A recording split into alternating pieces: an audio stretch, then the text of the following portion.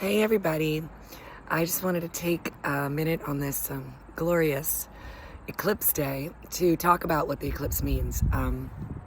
There's a lot happening right now. We are, for those of you who don't know, today there is a solar eclipse, or there was a solar eclipse this morning in Scorpio. It was at about 2.5 degrees of Scorpio.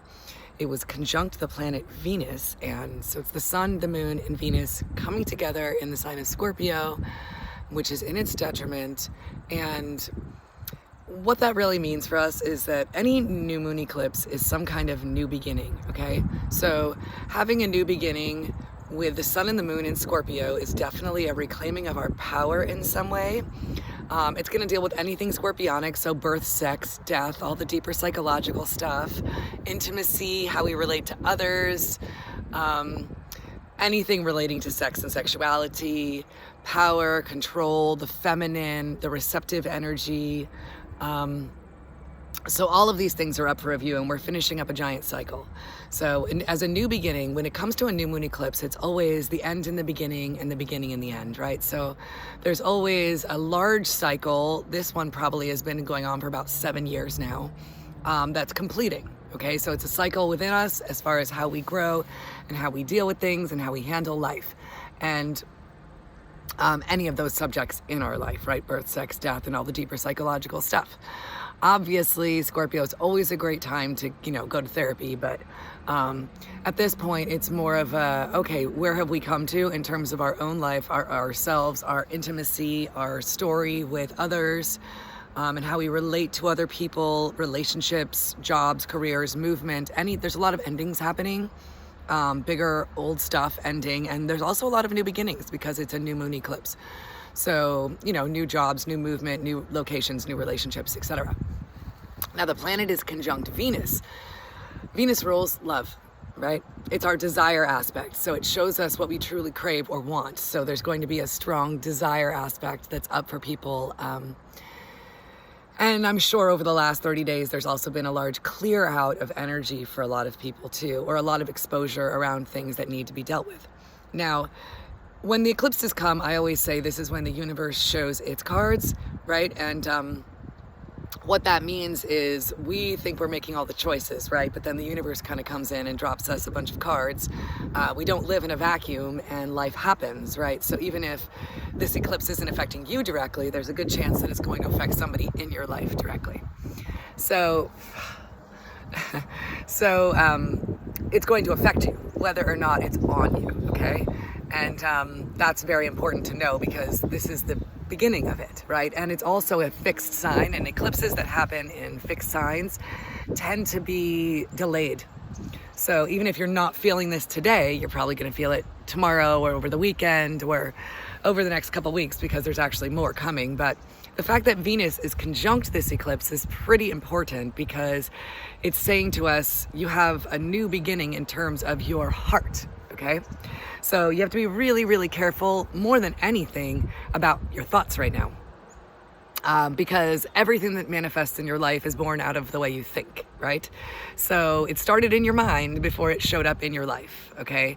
And that's just the way this works. So this opportunity with Scorpio is really like everything. Scorpio is the void. It's the darkness. Everything is born out of the void, okay? So we tend to be afraid of the darkness, but without it, nothing, it's the opposite of light, right? We exist in this realm of polarity and light and dark, and Scorpio is kind of us owning our darkness, owning our weaknesses, our jealousies, our anger, our vengeance, our pettiness, our fear, doubt, worry, shame, lack, anything that's kind of a darker, unhealed aspect of us could arise right now. So with Venus there, it's time to kind of start something new regarding the feminine. And that's the feminine, no matter what body you're in, no matter how you identify, it's the feminine. Okay, we all have masculine and feminine energy within us.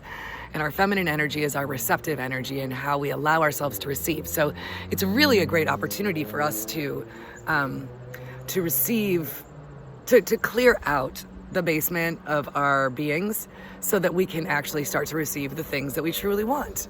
And obviously this is a major healing around relationships too. I've seen a lot of posts that people have made lately about craving of partnership and things like that. And I think everybody craves these things, but I also think that at this particular juncture in humanity and history, we're definitely in a place where that piece is evolving for us, what it means to have a relationship, what relationships are. And, you know, Spirit likes to say, or I truly feel the message from Spirit is always that we get to have it all in this lifetime, just not at the same time. So the key is to really focus on what we have, and that really does create more receptivity in our lives.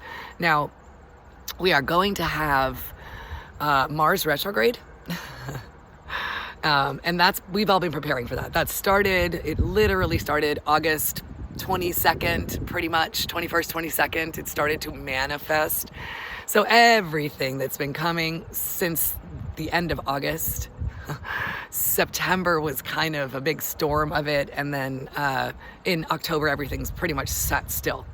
Mars in Gemini has pretty much moved 4 degrees because it's going to move backwards over the next couple months. So we are having it station retrograde, the masculine planet. When you have an eclipse that has Venus conjunct it, the feminine, saying we're getting a new lease regarding our feminine energy and our ability to receive in life what we desire. And then having Mars turn retrograde in the sign of the mind. Well, one of the signs of the mind anyway, but Gemini tends to really rule how we think. And that's why I always joke about it being kind of schizophrenic, because it likes to go, yes, no, good, bad, right, wrong, black, white. You know, it's very polarized in mental thought. But Mars retrograde is going to deliver to us. There will be a lot of, miscommunications, media scandal. I'm sure there's been a lot of that stuff already. It's going to get even stronger because Mars in Gemini rules these things.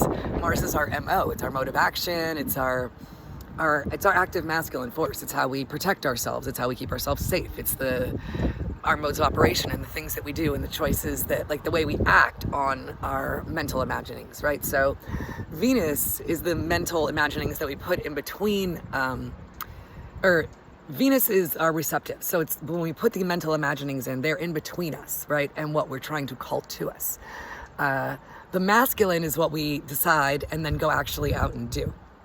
So everybody right now has got something, and if it's triggering your chart, it's probably going to be more profound, but everybody has some kind of mode of operation that is up for review right now and is going to be called into question over the next couple months, and has already been called into question since the end of August.